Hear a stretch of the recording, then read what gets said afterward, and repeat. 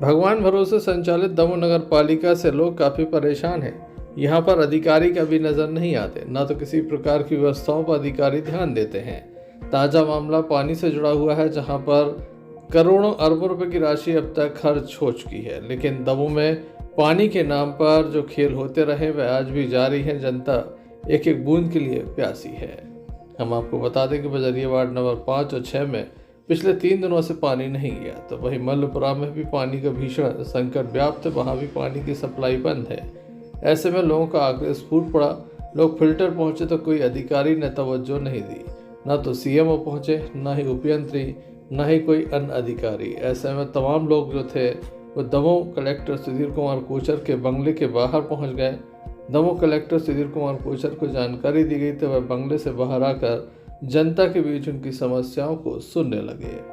उनके द्वारा जाना गया कि किस तरह से जनता परेशान है, पानी नहीं है, एक एक बूंद के लिए जनता को संघर्ष करना पड़ रहा है।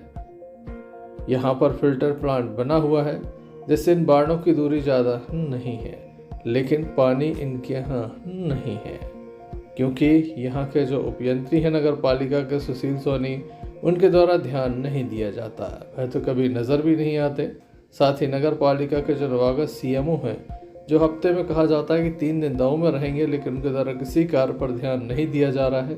संपूर्ण जवाबदारी केवल कलेक्टर पर तय कर दी जाती है। जनता भी सीधे दमोह कलेक्टर के पास पहुंच जाती है, लेकिन उनके पास अन्य विभागों के भी काम रहते हैं। नगर पालिका के अधिकारी कर्मचारी केवल एक ही कार्य में व्यस्त बताए जा रहे हैं कि लगातार बिलों का भुगतान इस समय तेजी से चल रहा है और जनता त्राहिमाम कर रही है, पानी के लिए त्राहिमाम कर रही है। आइए जान लेते हैं क्या पूरा मामला है।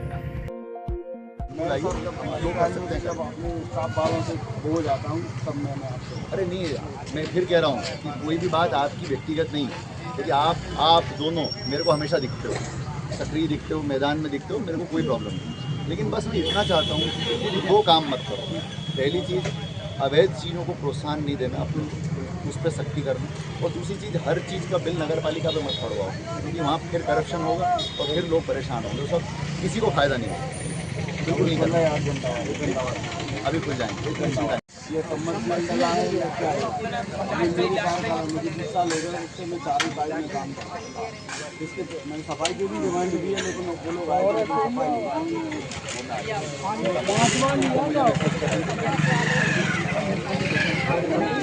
और अभी अपन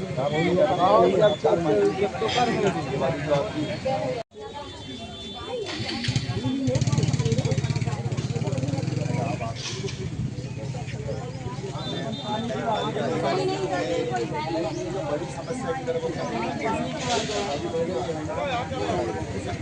आप मेरे को दोनों इनकम का पता दीजिए और ये बताइए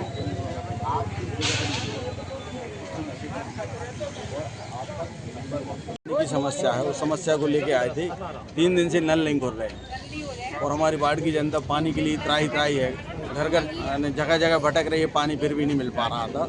तो माननीय कलेक्टर महोदय जी के पहले हम लोग फिल्टर पहुँचे, फिल्टर पर वहाँ कोई समस्या का निराकरण नहीं हुआ। फिर हम लोगों ने सोचा कि चलो माननीय महोदय कलेक्टर साहब के पास पहुँचे।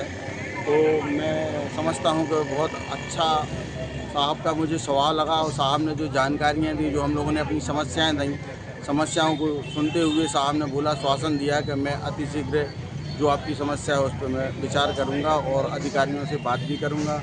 जो पानी की पाइप की जो लाइन है ना, मोटी डलवाने के लिए भी उनने उस पर भी चर्चा की। जो हैंडपम्प है बंद पड़े हैं, उसको सुधरवाने के लिए, उसमें पाइप लाइन डलवाने के लिए भी उस पर चर्चा की। साहब ने आश्वासन दिया है। और जो वालमैन है, वालमैन समय से बाल खोलेगा, अलग अलग बाल खोलने का प्रावधान बताया साहब ने कि हम ये कराएंगे और कम से कम 1 घंटे पानी हर बाल में देंगे। इस तरह से साहब ने मुझे अच्छा आश्वासन दिया और भरपूर मात्रा में मुझे विश्वास है। कितने समय से परेशान है? हम लोग कम से कम वैसे तो बहुत दिन से परेशान हैं, लेकिन बीच बीच में समस्या का निराकरण क्या था, कुछ टैंकर आ जाते थे। इस बार अभी टैंकर आ रहे हैं, लेकिन उसमें नहीं टैंकर आ रहे, क्योंकि टैंकर अभी कोई विकल्प भी नहीं है। एक जगह खड़ा कर दो, दूसरी जगह लोगों को परेशानी जाती है। आज कितने वार्डों के लोग कलेक्टर बंगला पर? हम लोग बजरिया 5 और 6 के लोग आए। जो पानी की समस्या लोगों को कलेक्टर साहब पहले फिल्टर पे गए हम लोग, फिर उसके बाद कलेक्टर साहब से मिले। कलेक्टर साहब के द्वारा क्या आश्वासन दिया? कलेक्टर साहब के द्वारा बताया गया कि आने वाले समय में अभी मतलब हम साहब से बात करते हैं और जो पाइपलाइन का विकल्प है उसमें थोड़ा सा समय लगेगा, उस पर भी हम लोग पाइपलाइन के संबंध में साहब से मिलके संबंधित अधिकारी से मिलके वो चर्चा करके पाइपलाइन बढ़वाने की बात कर रहे हैं। कोई जिम्मेदार है वहाँ पे फिल्टर पे कोई जवाबदार व्यक्ति तो सुनने को नहीं है। सोनी जी हैं वो सुन लेते थोड़ा सा, HO साहब हैं तो उनका भी फ़ोन नहीं लगता है। CMO साहब हैं अभी नए आए हैं, उनसे मैंने 2-3 बार बात की, उन्होंने 2-3 बार फ़ोन तो उठाया, उन्होंने यही बताया कि लाइट का विकल्प है, लाइट नहीं भर पाती आती है तो टंकी नहीं भर पाती जिस कारण से।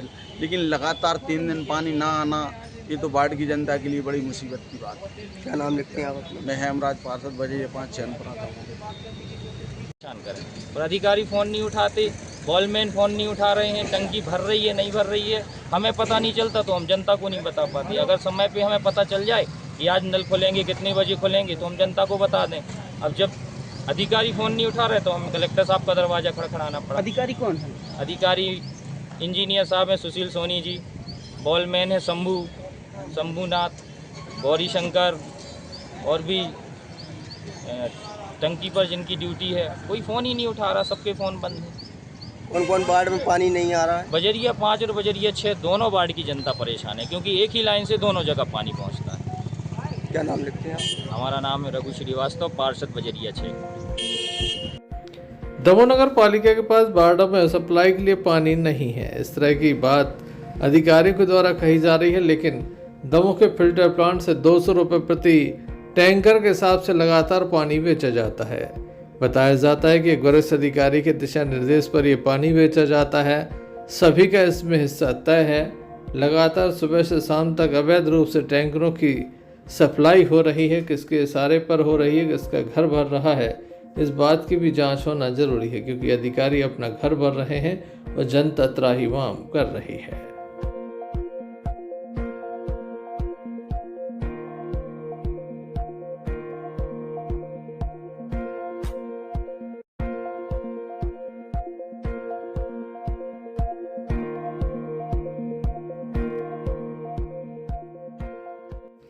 दमोह नगर कोतवाली पुलिस की कार्रवाई से हड़कंप देखने को मिला है। पुलिस के द्वारा अचानक से ही सुनसान वाले क्षेत्रों पर जाकर दबिश दे दी, एक के बाद एक ताबड़तोड़ कार्रवाइयां की गई हैं।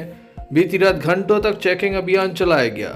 दमोह के सर्किट हाउस की बात की जाए या फिर पीछे झाड़ियों की या फिर दमोह के तहसील ग्राउंड की बात की जाए, चाहे उत्कृष्ट विद्यालय के पीछे जो मैदान पड़ा है उसकी बात की जाए, चोरी छिपे शराब पीने के मामले हमेशा ही सामने आते थे। वहीं युवा पीढ़ी देर रात दमोह के सर्किट हाउस पर काफ़ी हंगामा करती है, ये बात किसी से छिपी नहीं है। ऐसे में कोतवाली पुलिस के द्वारा बीती रात एक साथ कई स्थानों पर दबिश दी गई। यहाँ जो युवा मिले उनके जो वाहन थे उनकी चेकिंग की गई, उनकी भी चेकिंग की गई। साथ ही ये भी देखा गया कि इनके द्वारा यहाँ बैठकर क्या किया जा रहा था। देर रात्रि तक दमोह शहर में असामाजिक तत्वों का बोलबाला रहता है। ऐसे में इस पर अंकुश लगाने के लिए कार्रवाई हो रही है। दमोह शहर के स्टेशन चौराहा, बस स्टैंड, इसके अलावा गढ़ी मोहल्ले में भी देर रात्रि तक चाय पान की दुकानें संचालित होती हैं, जिन्हें भी समझाइश दी गई है कि समय पर दुकानों का संचालन बंद कर दें ताकि लोग घरों तक पहुँचें, बेवजह भीड़ न हो। रात्रि के समय जिस तरह से लोग चाकूबाजी करते हैं, इन्हीं सब कारणों के चलते बड़ी संख्या में असामाजिक तत्वों के द्वारा कई घटनाओं को अंजाम दे दिया जाता है। कई घटनाएं जन चर्चाओं में आ जाती हैं, जबकि कई घटनाएं आम जनमानस तक नहीं पहुंच पाती हैं। ऐसे में पुलिस के द्वारा देर रात्रि सन्नाटे के बीच पुलिस पहुंची और ताबड़तोड़ कार्रवाई की गई। एक दो नहीं बल्कि अनेक लोगों को पकड़ा गया, उनसे पूछताछ की गई, उनके परिवार के लोगों से बात की गई। बाद में उन्हें जाने दिया गया कि देर रात्रि तक आपके परिवार के सदस्य किस तरह से यहाँ पर देर रात्रि तक बैठे रहते हैं, यहाँ पर किस किस चीज़ों का सेवन कर रहे हैं।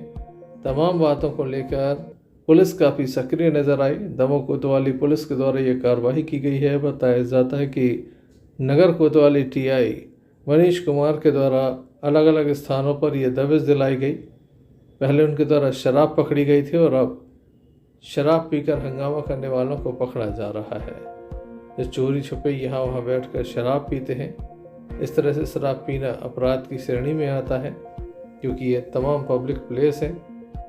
आप देख सकते हैं पुलिस मौजूद है, लगातार चेकिंग की गई है। इस कार्रवाई से दमोह के युवाओं में हड़कंप है, क्योंकि देर रात्रि तक जो युवा यहाँ वहाँ बैठे रहते थे, आवारागर्दी करते थे, उन्हें कहीं ना कहीं पुलिस का अब खौफ नज़र आएगा।